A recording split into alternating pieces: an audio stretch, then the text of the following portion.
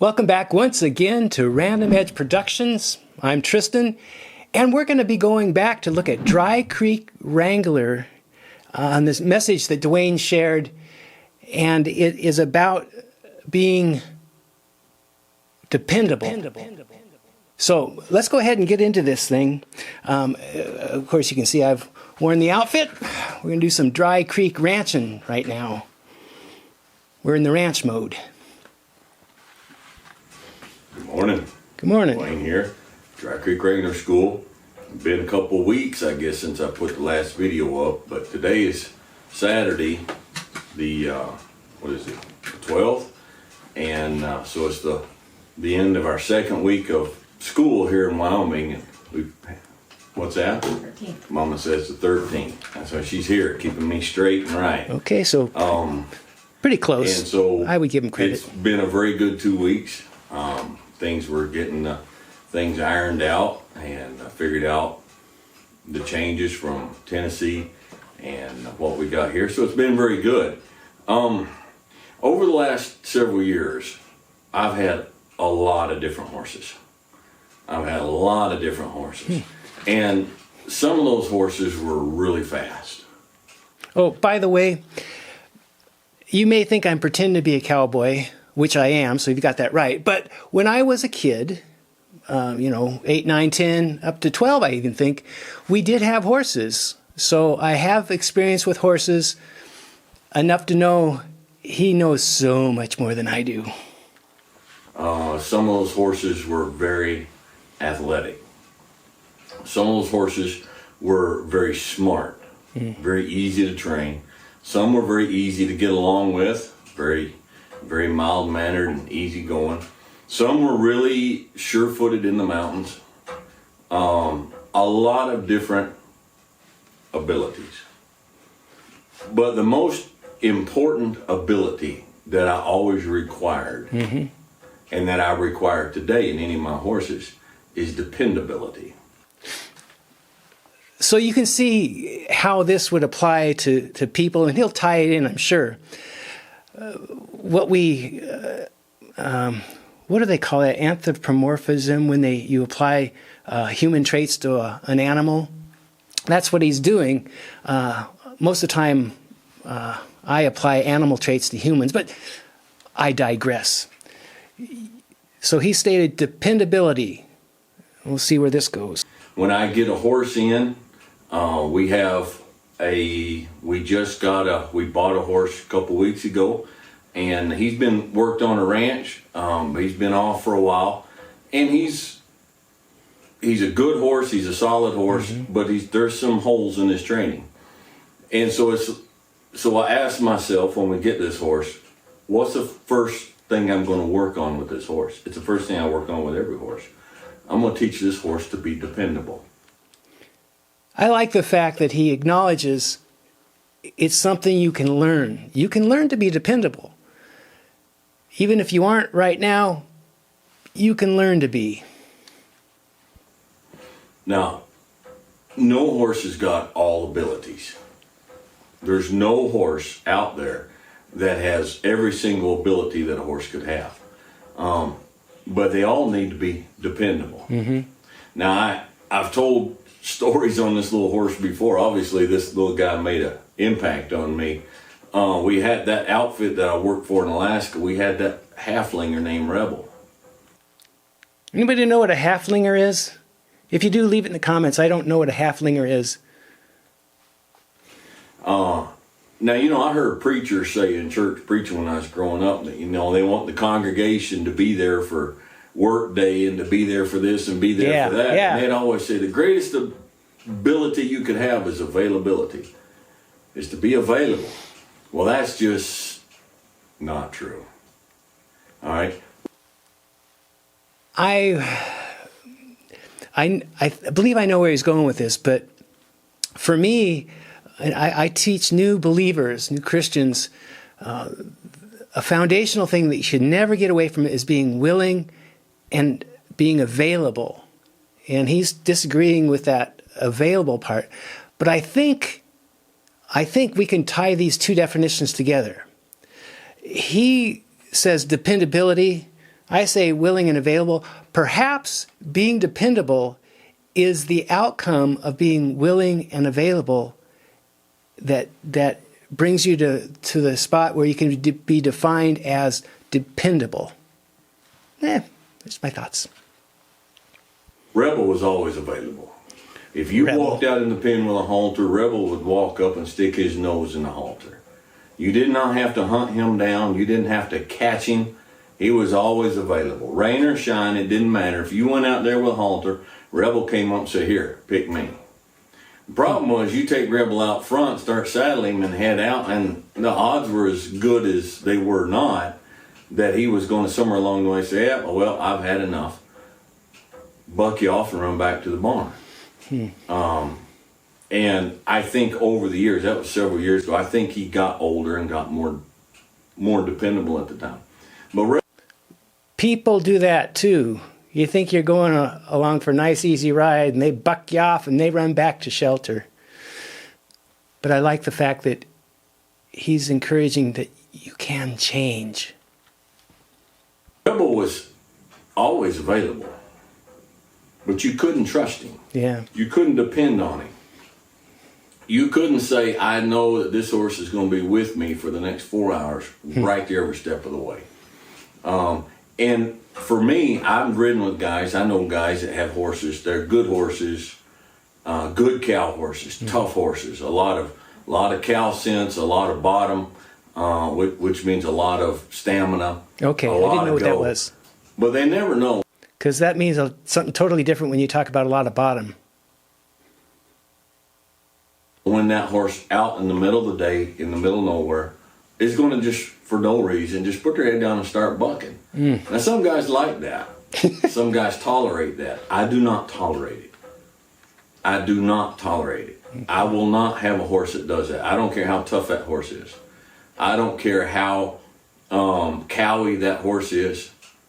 All right? I don't care how sure-footed on the rocks he is. If he's treacherous, if he's not dependable, he goes down the road. He gets sold. All right? And I'm the same way with people. I have apprentices come in. We have people, every once in a while we hire somebody to come in. And I don't worry about their abilities. I can teach their abilities.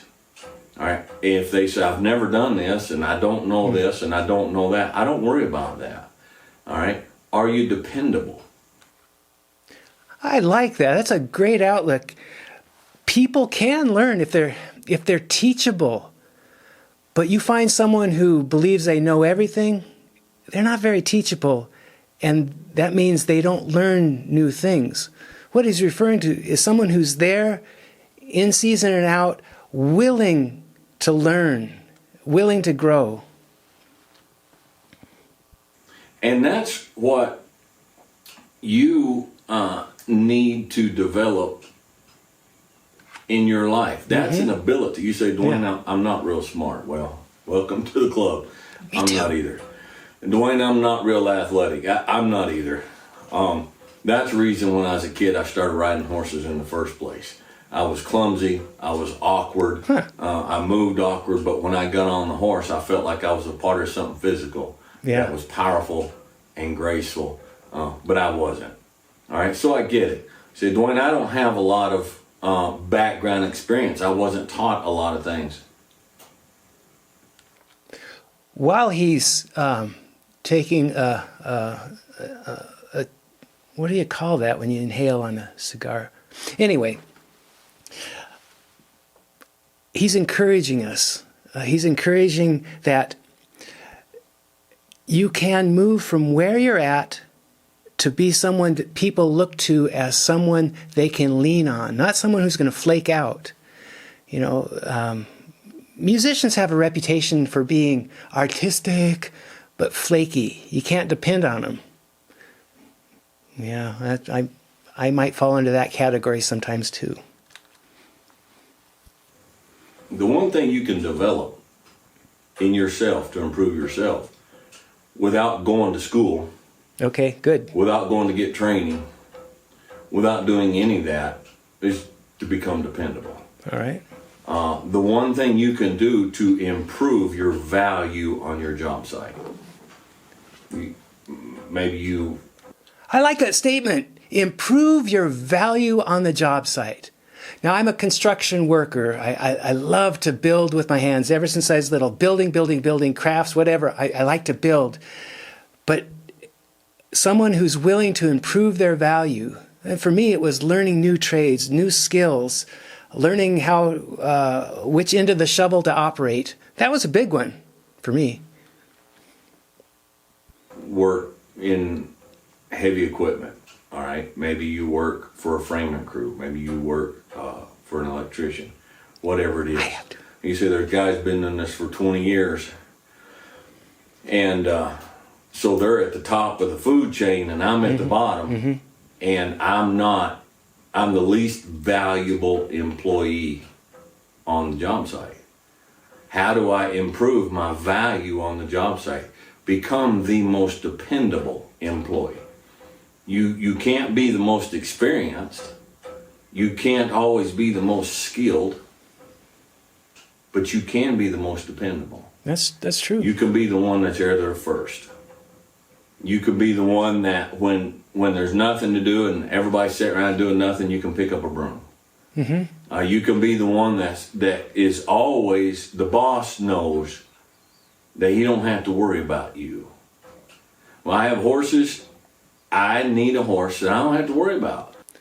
Yeah, because when the employer, or if you're a horseman, when you don't have to worry about the other being, in this case a horse, but on the job site, another person, you can just relax. And when you can have your employer relax and just trust you, that's huge.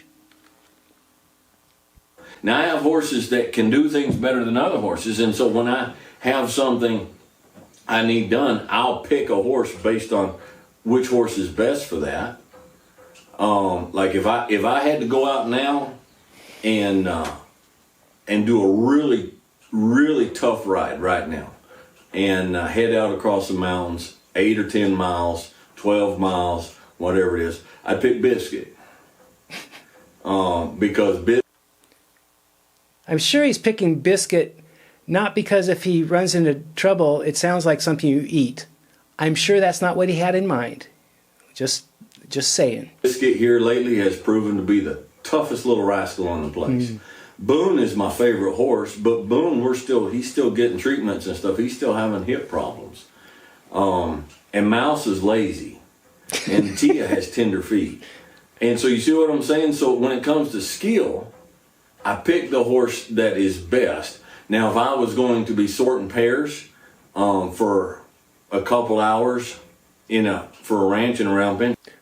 And the sorting pairs, I assume that means cattle or a pair of cows or a pair of horses, not like a pear on a tree or a parasite, right? I get Boone. So the skill is there, but the dependability, they all have dependability. I insist on it. And if I have a horse that's dishonest and they're not going to be dependable, I'll sell them. They're gone. They have I won't feed them. I won't feed a horse, a dog, or a person that I can't depend on. I would love to hear that in like an echoey thing, a big booming voice with an echo on it. I won't feed a dog or a horse or a person. That's my dramatic effect in my head. I won't do it. All right. And some of you are cringing at that, and you think that's a little primitive, a little harsh. Well, that's a little bit reality. So there. I've been on jobs before where I was definitely not in the top hand. I was in the top half of the top hands. But it's very rare I've ever been on a job site where I didn't become the most dependable fellow on the job site. When everybody showed up, we're supposed to be there at 8, I'm there at 7:50, sitting there waiting. Now they may not show up like this ranch I worked at in Colorado. Be there at 8 o'clock. I'd be there at 8 o'clock. Everybody shows up at 8:15, 8:20, 8:30. But I'm there at 7:50, and I'm going around picking up loose grass, hay grass strings and cleaning them up. Have you noticed that you could easily call this bragging or boasting, but that's not what it is at all. He's very comfortable and confident with how he interacts in life, and there's a strength there to know your strength. There's a strength to know your weakness, and then that's one part of it. But the next part is to be able to share it with someone else. He's sharing it with us, and I'm sharing it with you through him. Circle of life. No, that's different. But I do like someone who is confident in who they are. And checking the oil in the ranch truck and just doing whatever. So when they show up, they're not waiting on Dewayne. Now, I couldn't rope like them fellas. And I didn't know a lot of stuff they knew. But I was the most dependable fella on the place. And that is a fact. Not the most skilled, but the most dependable. I like that. And so dependability covers a multitude of sins, if I can rewrite scripture a little bit. Okay? Okay. And so I just want to encourage you this morning. We started riding Reba. Took Reba out the other morning. Now, you get up a certain age and you reach a certain physical limitations and you start feeling kind of old. And some of us guys, every once in a while, we do something stupid to prove that we still can do something stupid. And so we've got the horses all turned out on the mountain up there. They're out in a 200-acre pasture. And we keep one horse up in the pen to go jingling the horses. And for those of you who are not familiar with the life and the terms, you saddle the one horse that you have and you go out and you round up the other horses and you literally drive them into the corral. Okay, that's jingling. Well, I had brought Reba. Now, Reba's a green-broke mule. I've been on her twice in Tennessee, but never been on the trail with her. So I had brought Reba down and worked her in the arena down here a little bit. So we went up, and I said, you know what I'm going to do? I'm going to help Will jingling the horses on this half-broke mule this morning. And I said, I want to find out where she is for real, for sure, and for certain. Well, I did. I found out. We went out there, and now a mule is not, unless you have an exceptional mule, a mule is not the best thing to jingle horses in on. A mule has limitations. So does a donkey. There's another name for that. What? I don't. Because mules have a natural instinct of bonding with horses. And so the horses, when you're jingling horses, they tend to lope away. And so a mule kind of gets excited and says, oh my goodness, they're leaving me. Where a good horse would just be like, he's just there. And he'll stay at that slow lope. It's all good. She kind of panicked when they come by. And so we took off and she bucked on me a little bit. Not hard, not enough to get me out of the saddle. But she did, and then she threw her head up and grabbed that bit and run off. And but I stayed in the saddle, and we got the mules in. And the horses. we got the horses in. He heard me. And so we went riding that day. And so that's what I concentrated on the ride. Was just working on her listening to me. Because I need to make her dependable. I need her to be dependable. And that became the focus. Is he saw the need and he focused in on the need until it was no longer a need. And we do that with other people. When we see they have a need, we help, we encourage, we walk them down the trail, help them from running off into the bushes either direction. I'm dragging these cowboy analogies way out in the bushes. Okay, so just a little bit of encouragement today. If you're looking lately at your life and all the things you cannot do, you can always be dependent. That's right. And so the other thing is you guys have noticed the hat on my head. Yes, we have. And so when I first started these videos, 2.5 years ago, 2 years ago, I had the brown hat that I've had so much comment on, so much questions on. Yeah. Rand's hat. Well, been in contact with Rand's Hat, and Rand's Hat is now partnered with Dry Creek Wrangler School. Wow. Do you think he saw the first reaction video I did to the Dry Creek Ranch Wrangler School and saw that I was wearing a black hat, and he's trying to imitate me? It just makes my heart warm. Oh, Dewayne. Okay, well, fine. But anyway, he's wearing a black hat like I am. Okay, this is Rand's Hat. Built me a new hat, and the old hat is fine and good. Okay. They've got it. Actually, it's in the mail on the way back now. They completely cleaned it, refurbished it, redid it, and it's on the way back down. I didn't know you In could the do that with a meantime, hat. They built me this Okay. hat. Now, you can call Rand's Hat now, and you can say, look, I want the Dry Creek Wrangler. Ooh. And they have a hat line. They have all the measurements. They have all the shapes and everything. Really? And so you can call Rand's Hat, and you can tell them, I want the Dry Creek Wrangler. And that's a thing now. That's in their lineup. Good for you. They have all that. So Good for I'm you. very That's fun. proud and very pleased that this has come about. Those are some excellent folks up there. They're just as nice and helpful, and about everything as you could ever want. And so I just want you to check them out, and so we again I'm very pleased. That's his about it. commercial. Just wanna Good let for you him. know. Yeah. And when I get the old hat back and get it back on my head, I will talk about the refurbishment. We'll look at what they did and the cleaning, and then put new ribbon, new band on it. My hats, I like. If you notice, I wanted this one. This is a dress hat. I wanted a dress hat. Oh. He said, Dewayne, it looks a little different.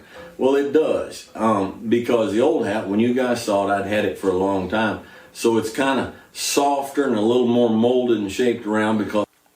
That's kind of like old age, isn't it? A little softer, a little molded, a little gravity's winning, and things are hanging down a little bit differently than they were when you were younger. Mm-hmm. Because of all the rain and everything, and this one's kind of got that new rigid look, which is it's all grand. Part of the joy of a hat. This is one of the things that we've gone completely off subject now. Yeah. Okay. For me, a hat it's a signature, and your hat should reflect you. Oh. Now my hats, they reflect. I have a very eclectic background. So his hat reflects him.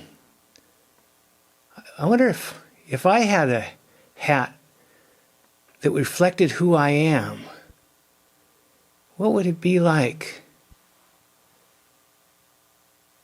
Come on, editor, you're supposed to be doing a dream sequence here. Come on, do something with the make it so it looks like I'm dreaming, because I'm going to do that. Okay, here we go.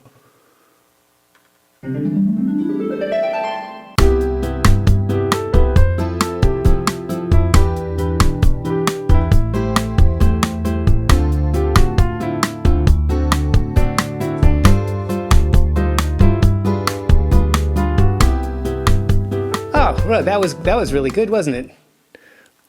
I'm not sure which hat really represents me. Back to Dewayne. Okay, in my history.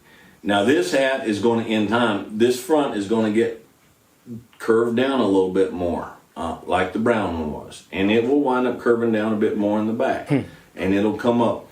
So there's a mixture of my Wrangler, packing, my Southern Kentucky background, a little bit of hillbilly, a little bit of redneck, a little bit of mountain man, a little bit of cowboy. So my hat becomes unique because it becomes a signature of who I am. So order a hat, but don't be afraid to shape that hat and to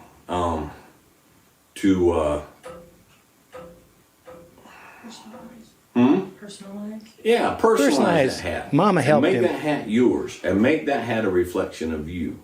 All right. So I got the wide ribbon on this one. I wanted classic. All right. They got the ribbon around the edge, which holds the curl better over time, and it's just classy, old school, old fashioned, but with a touch of me. And so talk to Rams Hatters in Billings, Montana, and get you a hat made. A house requires two things to last and to stand through the storms and the weather for generations. It needs a good roof. It needs a good foundation. Okay. All right. That's you. You work outside for a living. You have a good foundation. That means you don't buy cheap boots. All right. No hoof, no horse, no foundation, no house, no boots. All right. And get you a good roof. All right, I like that. I'm particular too when it comes to working boots. They can make the job so much more comfortable if you're doing hard construction work or whatever. What you put on your feet, and for me, it's what you put on your hands, and to protect your hands. And sometimes, I wear a baseball cap or something for my head. But I appreciate that. A good roof and a good foundation. Yeah, makes life much more pleasant. All right, buy once, cry once. You can buy those $130 hats. I just got that. Buy once, cry once. He's referring to the price because when the sticker shock will make anybody tear up on how much a good hat probably is or good boots. I think that's what he's referring to. A year, or you can buy one good hat that lasts you a lifetime. Okay? All right, so anyhow, Mama, is that it? Buy once. All right, glad to have Mama back out here with me, running the camera and keeping me straight. And so we'll wish you guys the best and hope you all have a good day. And be logical, be reasonable, be safe, and have fun. We'll catch you guys next time. Thank you, Dewayne. Yeah, I like that. Be dependable. That's a skill. That's a craft that you can learn. And I try to do that with my children, and now I'm helping out with the next generation, the grandchildren. That work ethic, that sense of responsibility and dependability. If you don't have it, you can work on it. If you do, well, the influence you have, you may never know. People are watching you. They're watching how dependable you are in season and out of season. So be dependable, be happy, and be well rested. It's time for a nap.